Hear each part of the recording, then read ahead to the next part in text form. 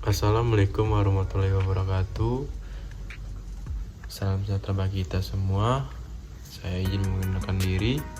Saya Bubin Calindo dari kampus Universitas Adiwangsa Kota Jambi, dari Fakultas Etik atau Fakultas Teknik Ilmu Komputer, dan dari Prodi Sistem Informasi. Di sini saya ingin meng-share artikel tentang pembobolan data pribadi. Ya, baiklah teman-teman. Di sini saya ingin meng-share artikel yang saya dapat dari internet. Contohnya di atas. Artikel ini bersumber dari jawapos.com. Jadi di artikel ini menjelaskan tentang kasus pembobolan data pribadi yang terjadi di tahun 2022. Jadi tentang isi artikel ini menjelaskan keamanan data pengguna adalah hal penting di era digital saat ini. Sepanjang 2022 yang lalu, sangat banyak topik terkait pencurian data dari semua jenis perusahaan termasuk Twitter, WhatsApp, Facebook, dan banyak lagi. Menurut laporan terbaru oleh Pusat Sumber Daya Pencurian Identitas atau ITRC, sepanjang 2022 terjadi lebih dari 400 data kasus pencurian data pribadi. Kasus ini didominasi oleh platform jaringan sosial. Pelanggaran data penggunaan telah meningkat selama 6 tahun terakhir. Namun, rantai tersebut putus pada 2022. Pada tahun lalu, pencurian data 42% lebih sedikit dibandingkan tahun-tahun sebelumnya. Namun, lebih dari 422 juta pengguna menjadi korban pelanggaran data. Angka ini mungkin bisa jauh lebih besar. Hal ini mengingat banyak perusahaan teknologi enggan jujur jika ada kasus tersebut menimpa mereka. Menurut ITRC, hanya 34% dari mereka yang melaporkan serangan secara detail. Ini memiliki efek bola salju pada industri karena banyak perusahaan tidak memberikan perincian itu. Tidak memungkinkan orang lain membuat keputusan yang tepat atau mengambil tindakan yang tepat pula.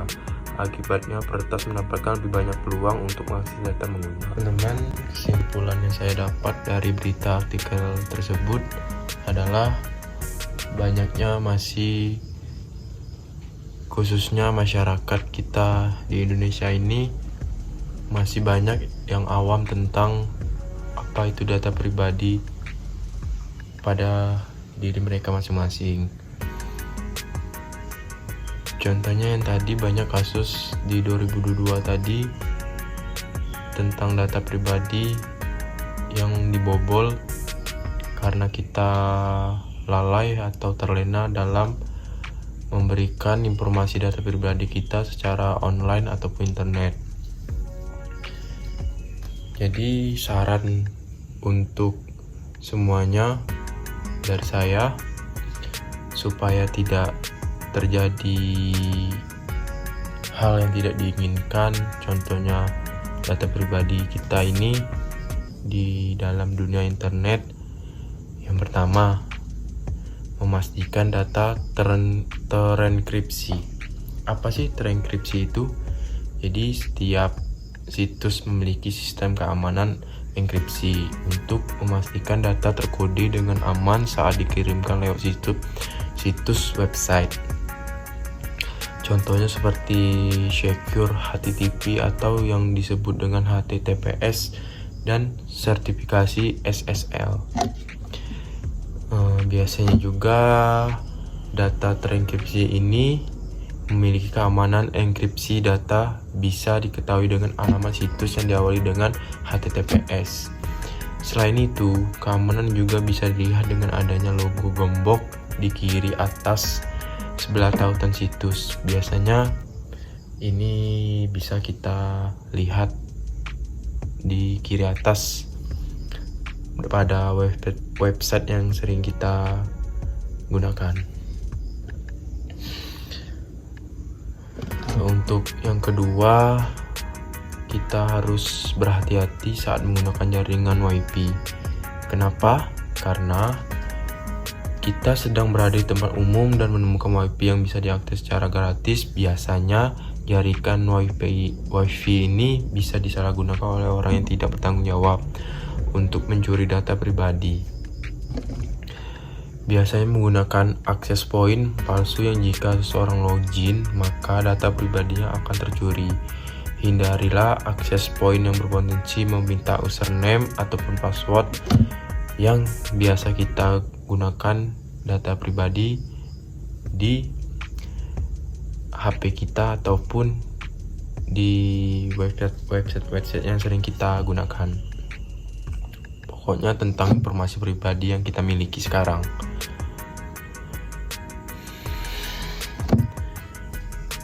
Cara melindungi data pribadi juga ada banyak hal. Yang pertama, waspadai tautan phishing. Saat ini banyak sekali tautan yang mengatasnamakan instansi ataupun organisasi dalam beberapa kasus. Link tersebut dapat mengarahkan ke halaman login palsu sebagai jebakan atau mencuri data pribadi kita. Secara umumnya, tautan phishing ini memberikan data pribadi di situs yang tidak percaya. Periksa kembali alamat domain situs, contohnya untuk situs pemerintah menggunakan domain go.id. Dan yang terakhir, gunakan password yang sulit ditebak. Nah, ini salah satu contoh untuk kita mencegah terjadinya pembobolan data pribadi kita secara mudah bagi oknum yang tidak menggunakan internet secara baik. Password atau kata sandi adalah hal yang paling penting dalam akses login. Oleh karena itu, gunakanlah kata sandi yang sulit untuk ditebak. Hindari menggunakan kata sandi menggunakan tanggal lahir ataupun nama, karena ini sangat mudah sekali untuk ditebak oleh oknum yang tidak bertanggung jawab. Selain itu, ganti kata sandi setiap 3 bulan sekali minimalnya, ataupun bisa kita cek secara berkala, entah itu seminggu sekali ataupun ya tadi sebulan bisa 3 kali gitu. Baiklah, itu tadi yang bisa saya sampaikan dan menjelaskan tentang artikel yang saya dapat di internet tentang pembobolan data pribadi. Cukup sekian, terima kasih. Assalamualaikum warahmatullahi wabarakatuh.